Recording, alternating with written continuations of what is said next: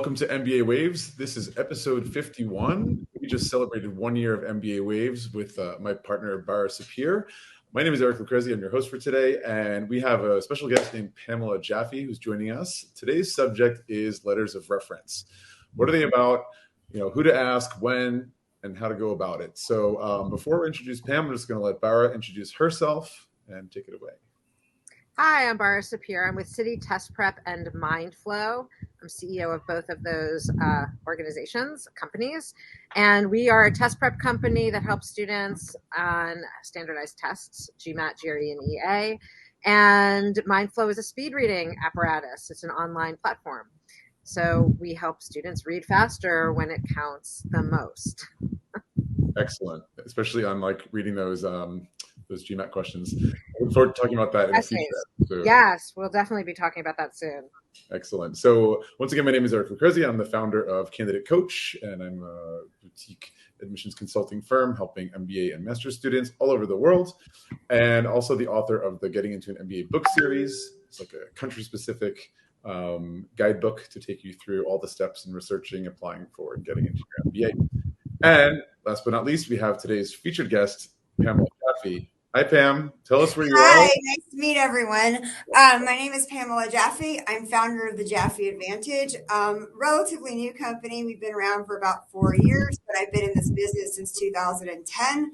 Had a bit of a dual career path. After business school, I went into a career in strategy consulting. And in 2010, I, in parallel, started working part-time for MBA Admissions and continued working in both for MBA Admissions and for myself part-time next many years. And then I decided that my passion for admissions consulting won over my passion for Fortune 500 strategy. And I opened the Jaffe Advantage, which is a full-service admissions consulting firm. And Pamela, with Jaffe, you can work from anywhere. Tell us where you are right now. Well, so I live in New York City, but I'm currently working from Mexico City.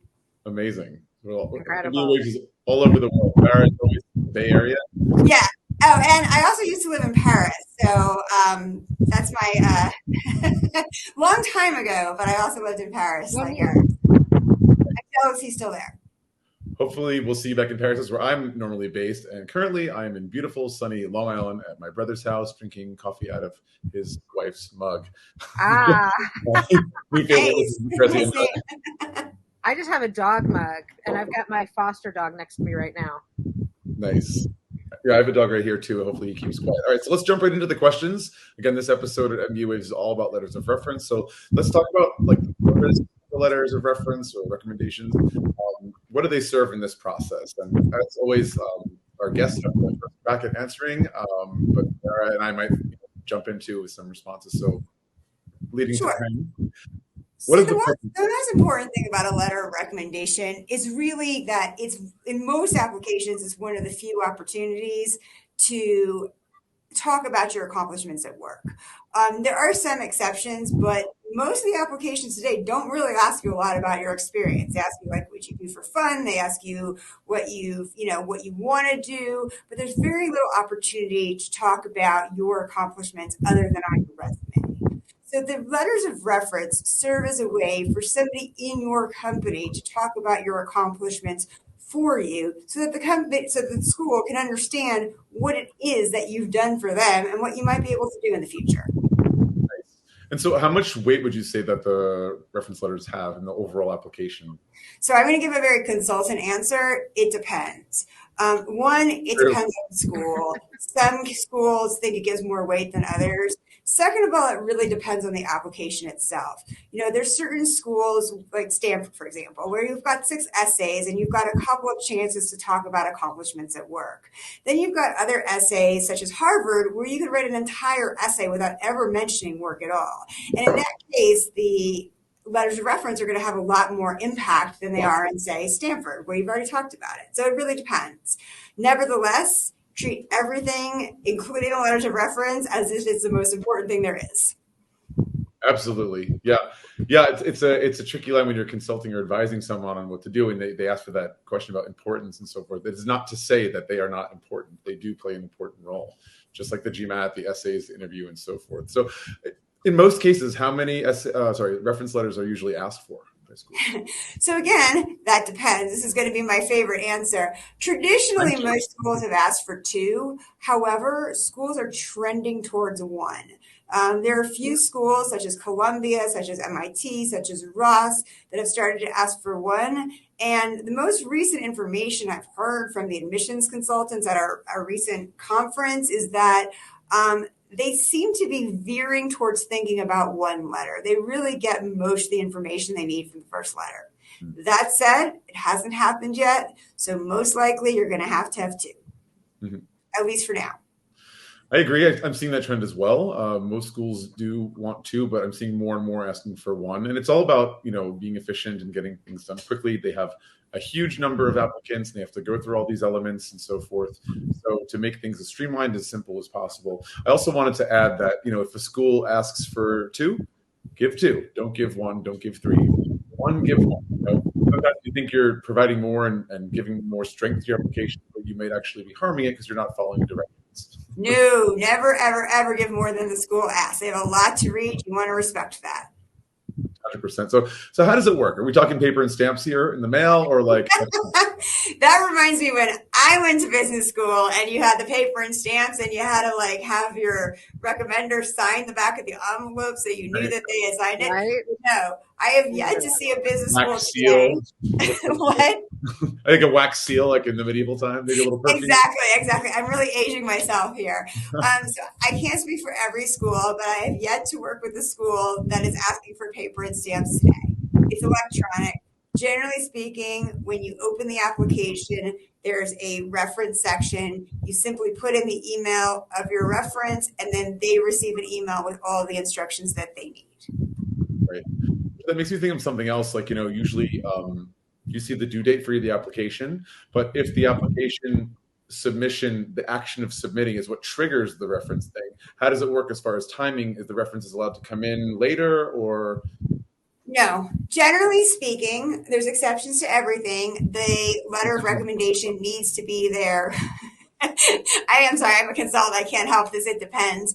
The letter of recommendation needs to be there when the deadline hits. Now, granted, there are some really one-off exceptions, but just try to get it there before, latest the day that the application's due. Because most schools, the application is not considered complete until the letter of reference is in. Right. I definitely seen a fair amount of exceptions, but it's important to know that. So if it's not clear on the website, you absolutely have to ask the admissions counselor or recruiter. And I would do it in email so you have a written trace of what they've said in case there's a conflict in what you've been told and what the reality might be. So factor in enough buffer time for your references to get that stuff in. And I would add, always, always, always make sure that you check the website because there are so many exceptions to every single rule for every school, for every round. And sometimes even the admissions consultant doesn't know it because they change it round to round. You should always be 100% focused on making sure that you have that information from admissions. Yep. Do they still have the that you waive? Yeah, so that's an important thing, and I get a lot of questions about that. When you put in the letter of reference, the recommender, the school asks, do you waive your right to see the recommendation? And basically what that means is if you're accepted to the school, can you go into the admissions office after and say, hey, can I see my letter of recommendation? I highly recommend that you waive your right to see the letter of recommendation. What that means is you're telling the school, I'm comfortable that my boss is aware that whatever he writes, the school does not have the right to show me. And that shows the school that you're comfortable, that, you're fine with whatever your boss said or whoever your recommender is, and that whoever the recommender is was able to write the letter without worrying that you'd ever see it. So always, always waive your right to see the letter of recommendation. I think it indicates a certain level of trust that you have in the referee, that they can say what they want freely about you, that they feel that the referee can feel comfortable to write what they really mean, and it's not going to be filtered by their fear of it coming back to you. So definitely recommended. Would there be any reason to not check that box? Honestly, no. I can't think of one. Yeah, I mean, I'm sure there is, but I've never come across any situation where somebody needed to not waive that. Well, this leads me kind of to my next question, which is about who should you ask and so forth. Who's the best person to ask? And I guess I'll just give the first response: somebody that you absolutely trust, that you're sure, 100% sure, has positive things to say about you, and only positive things, right? But beyond that, I'll turn it back to Pamela. Who are the right people to ask? So first of all, you want to make sure that you follow the directions. A lot of schools want at least one letter from a direct manager. And that's usually because that's the person who sees most of your work day to day. Now, that's not always feasible. There's many situations where you can't do that. You work for a family business, your direct boss is your dad. You work for yourself, you don't have a direct boss, you just started at a new company, you're not telling them you want to leave. So there's lots of exceptions. But generally speaking, if the school, which in most cases it does, asks for your direct manager, you should either use your direct manager or find somebody as close to your direct manager as possible and write an optional essay explaining why you can't use that direct manager. If there is a second letter of recommendation and or there's no direction as to who you should use, you want to use somebody who, one, very greatly respects you, two, who knows your work, not just somebody who likes you, but somebody who can actually speak to what you do on a day-to-day basis. And three, somebody who's going to put effort into the letter. You really want somebody who's engaged in what you're doing and who's going to take the time to write a good letter, not just scribble something at the last minute. Yep, absolutely. A comment came in from Dr. Melina Corcoran, who is also a fantastic admissions consultant.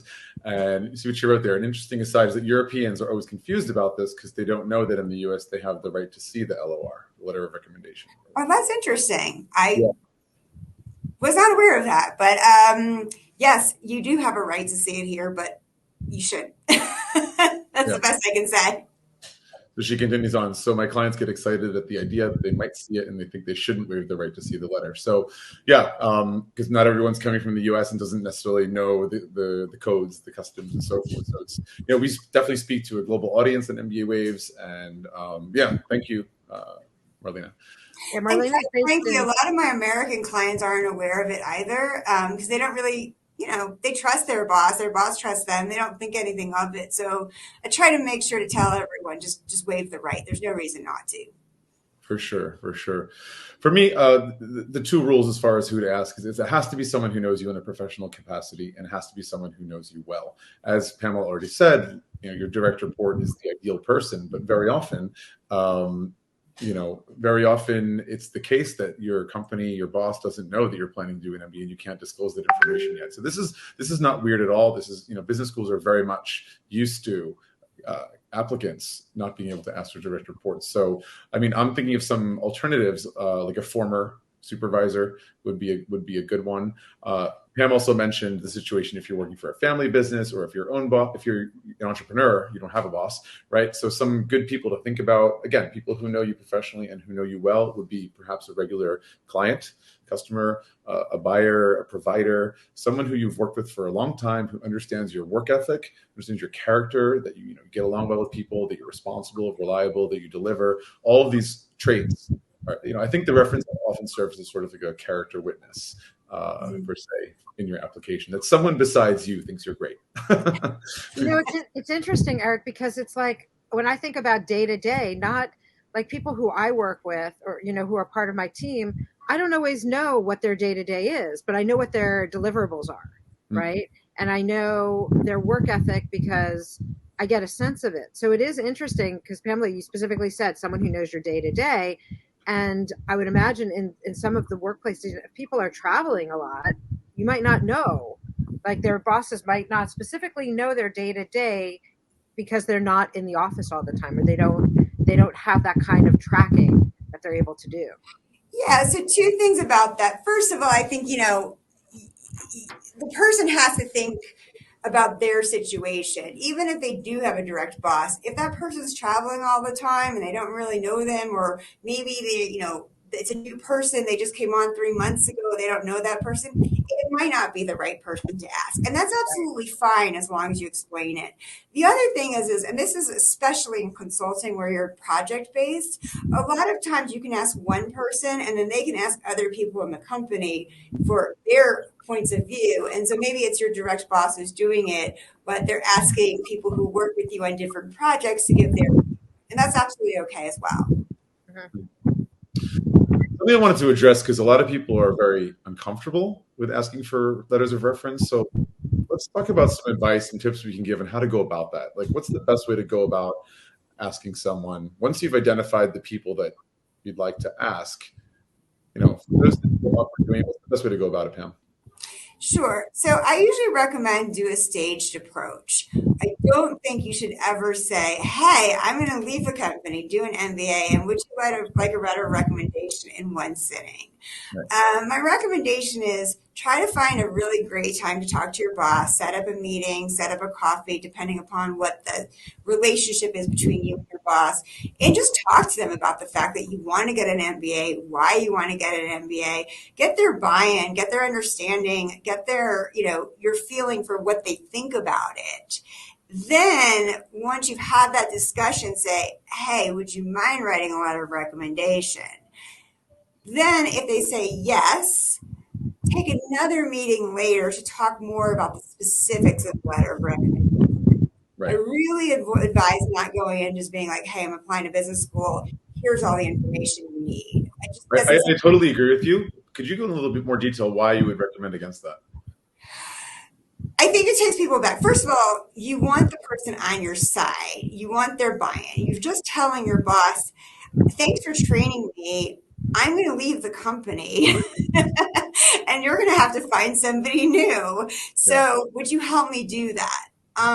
You really want them on your side. You want them to be invested in your career. You want them to do it. So the best thing you can do is talk to them about why you're getting an MBA, get them to be on your side, be a partner in the process.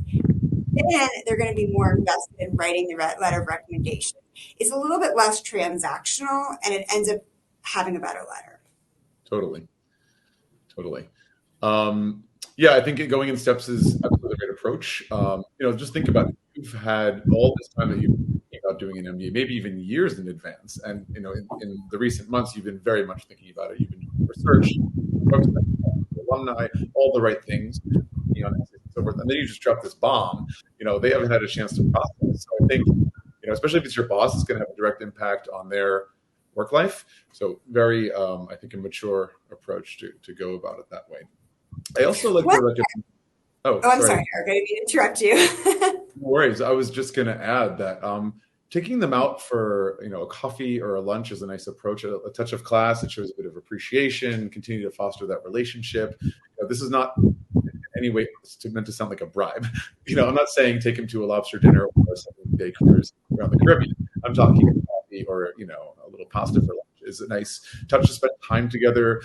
Remind them of your professional achievements and share some stories about how you've worked together. That'll just foster the relationship. It'll help them to help you, basically, right? Give them fodder material to talk about in your essays. And then, of course, talking about your goals, why you want to do an MBA, why at this time, why this school, what are your goals after the MBA? Because that's what it's all about, right? The MBA is a bridge. You don't get on a bridge to stand on it. You go on a bridge to cross over to the other side. So help them understand, why you're going through this process, and it will help them shape their answer about you.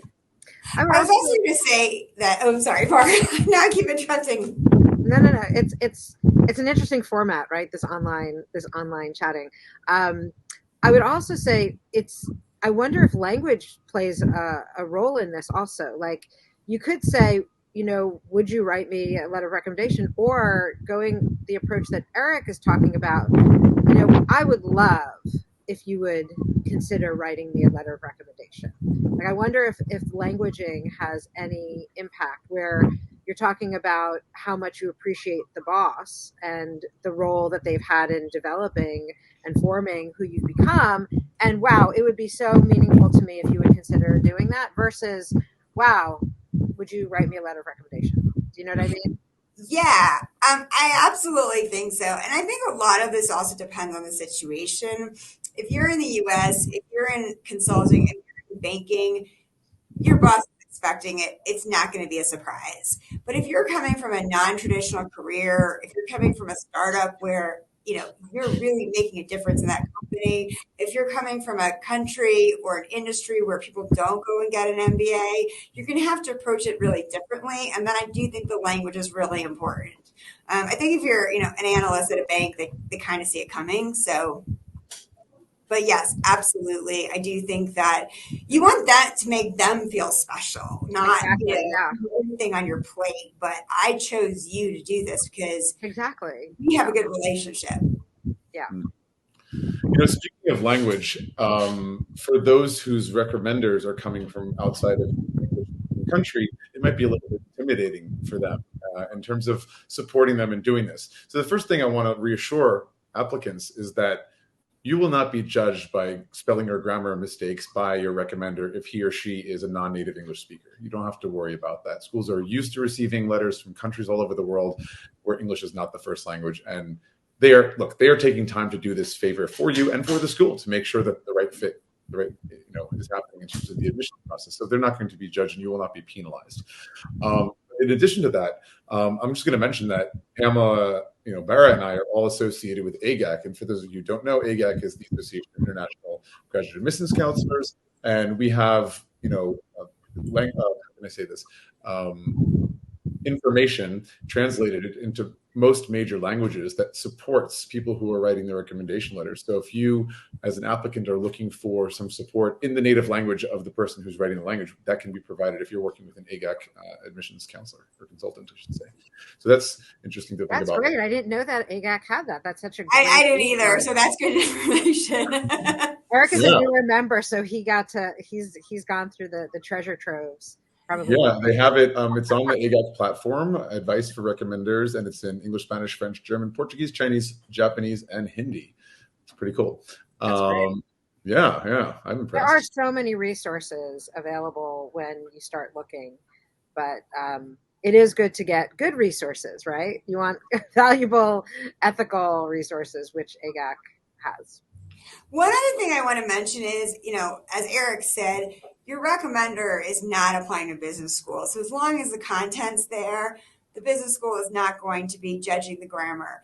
However, in a few cases, if the recommender really doesn't speak English well and they really don't feel comfortable, it is a possibility to get an official translation. It's not the recommender writing it and you translating it, but they can write it in their original language and they can have an official recommendation. There's an entire process for it. Doesn't happen a lot, but I have had one or two candidates go through that. Sure.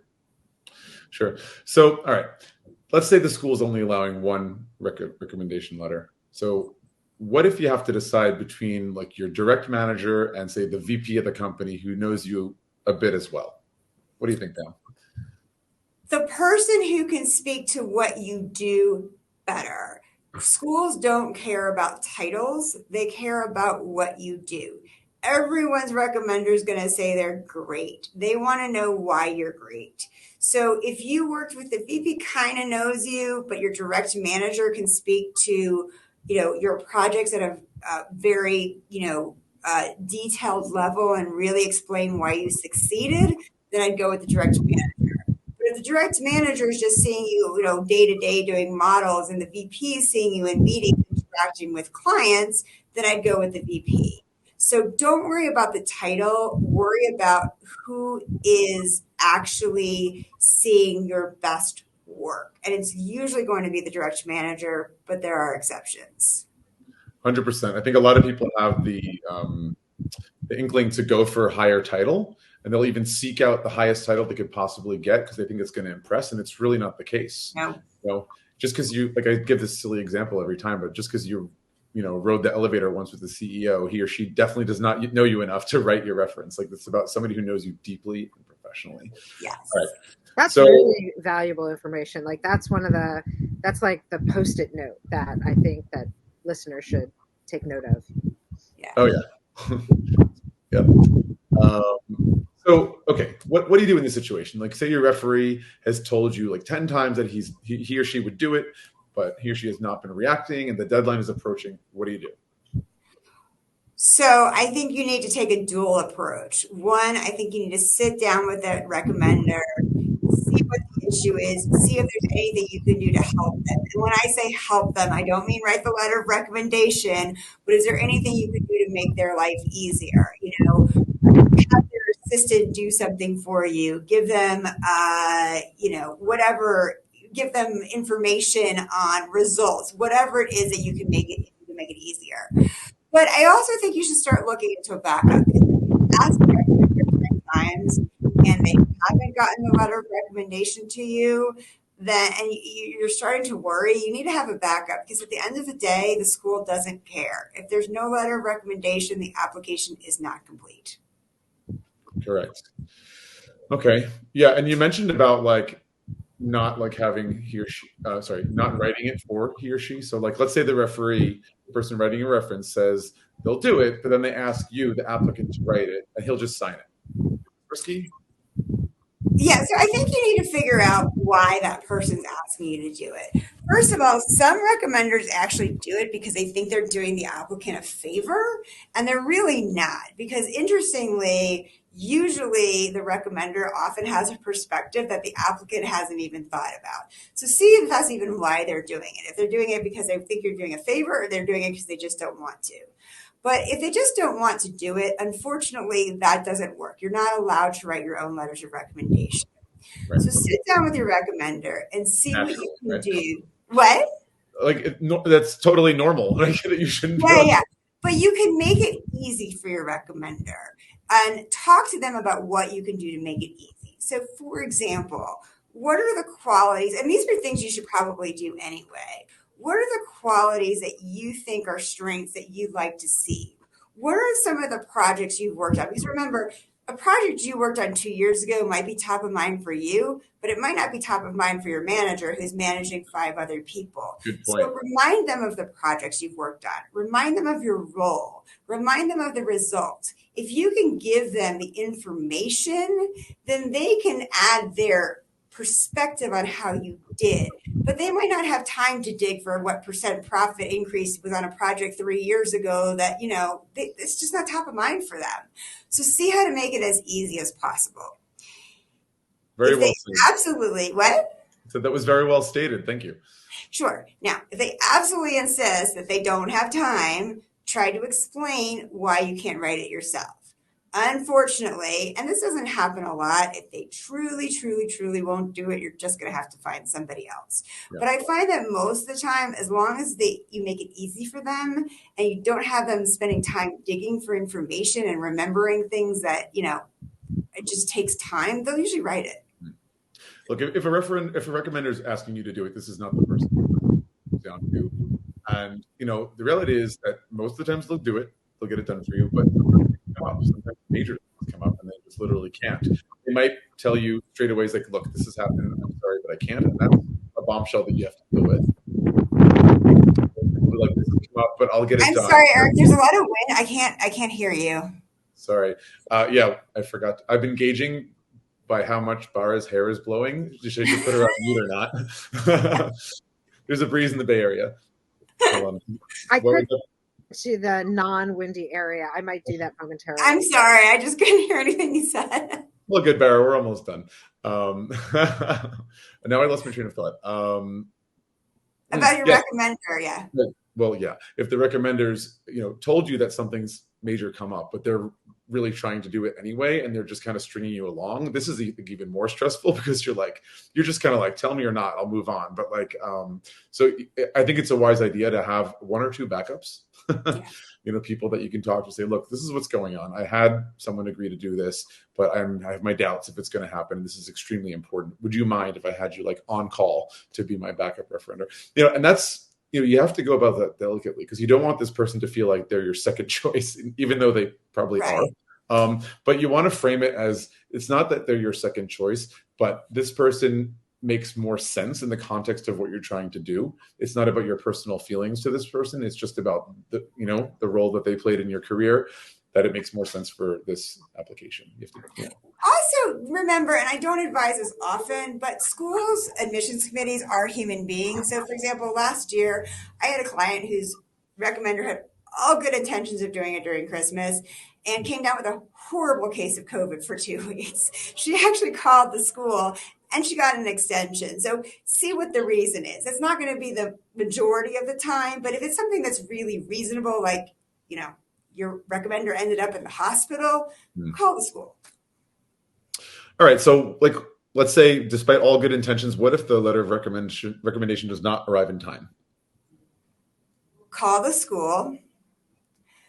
But I hate to say this, you need to do everything in your power to manage that won't happen. If you don't see it arriving a week before, you need to get on there, call the boss every day, find somebody else to write it. Unfortunately, 99% of the time, it is going to be your responsibility regardless. Yeah. Also, I think this level of strictness, I think more applies to like top 10 or top 20 schools. Whereas schools that are not in that category, sometimes, this is not always, there's always exceptions, but you get a sense of this by speaking to other alumni and current students, a little bit more flexibility. I think in the US it's a little bit more strict as well too, because they tend to have more applicants, and it can be a method. I'm not saying it is, but it might be a method for some schools to filter those who are not timely. They said, well, they can't get their stuff together on time, then that's one method of filtering out, just when you have so many applicants and you have limited seats. So again, as always, Pam is not right, not wrong. It depends. I mean, look, at the end of the day, they're looking for managers. And if you're a manager in a company, you're at the end of the day responsible for getting everything done. And this is a very similar process. One thing I'd add to is think about whether it's round one or round two. If you're round one and you have to go into round two, it's not the end of the world. But if you're round two, you can't go into round three. So it's going to be more of an issue. Right. And other schools, again, also outside of the US, often have rolling admissions or have way more than 2 or 3 rounds. Like, for example, I know HEC has a 1 round every single month. Other schools in France typically have like 4 or even 5. So it's different models. There's a typical American timeline, which you have to go round 1, 2, and 3. But a lot of schools have different. So again, it depends, right? There's a reason why. Everything depends. It's true. I mean, they're like, as a coach, as an author, I speak about trends. And there are a lot of things which hold up to those trends, but there's exceptions on both sides of the pond, meaning the Atlantic. But yeah, and let's say the Pacific as well. Okay, just a couple more questions. We're going to round off this episode. What if the referee doesn't end up saying only good things about the applicant? How much of an impact does that have on the application? Actually, that's a good thing. In the United States, there's, with the exception of a few schools, there's something called the Common Letter of Recommendation. And basically all schools have the same letter of recommendation. And one of the questions is, can you give this candidate constructive feedback? And the thing that I mentioned to all my candidates is, your recommender should not feel like they shouldn't be able to give you constructive feedback. Nobody is perfect. Everyone has something to learn. The CEO of the company has something to learn. In fact, if your recommender can't come up with something that you need to improve upon, they're probably not doing you justice, because they're probably going to wonder if all the wonderful things are so good in the first place. Now, that said, it depends what it is. You don't want them to say, oh, they're a horrible presenter or they don't get their work done. But if there's something where you need to improve, that's actually normal. And that actually makes the letter more genuine. I agree. Yeah. It's the Japanese idea, right? Of the broken fragment or the broken piece. Like, they pour gold in it because that's where the most beauty and the uniqueness comes in. I forgot the name of it, but I think it's important, because it's also, the schools don't want a perfect candidate, right? They want to be able to be there to help them become better selves, better business people. Exactly. And also, if the worst thing that your recommender can say is the person works too hard, then one has to question, well, did they really believe all the wonderful things they said? I mean, is there no good, they gave them a review at the end of the year, most likely. Did they not have anything negative to say, anything to work on? Are they perfect? Are they ready to be CEO? Probably not. To answer to Bara, she was talking about kintsugi, And kintsugi is this Japanese art of like when they break a vase or a bowl or something like that, they repair it with I guess liquid gold. And there's another layer of beauty and perfection that is seen in the imperfection. So I totally agree with that. Marlena asked a quick question to anyone in the room. Can anyone give examples of room for improvement? Yeah. So, I mean, first of all, I'd say there's no one size fits all, but some of the common ones that I've seen are, especially because most of the candidates, have 3-4 years experience, fear of speaking in front of more senior people, fear of, having, bringing their ideas to the forefront. A lot of it is things that are not necessarily bad, but just things that they need to learn. So the rooms for improvement should be things that aren't going to hurt the candidate. So for example, being bad at math, probably not the best place to improve. But, not feeling comfortable presenting at 25, that's actually okay. Yeah. It's normal because you're young. So it's normal that it could be a bit intimidating, presenting in front of 50-year-olds, that have double your experience. Exactly. Yeah. So things around leadership and really things that you could actually learn to do better in business school. Yeah. Excellent. What else did I want to ask? Any other pitfalls to watch out for and other tips you want to add to before we wrap up this episode? Sure. The devil's in the detail. Everybody writes a good letter of reference. The schools don't care how good it is. What they want to hear is why the candidate's good. So the one watch out I would say is make sure that the referent or the referee, the person who's writing a reference knows that they need to do examples. Just saying that the person is wonderful is not going to help them at all. Right. What is the project they worked on? Why did they do such a good job at it? How did that help the company? Those are the things that the school wants to hear. Nice.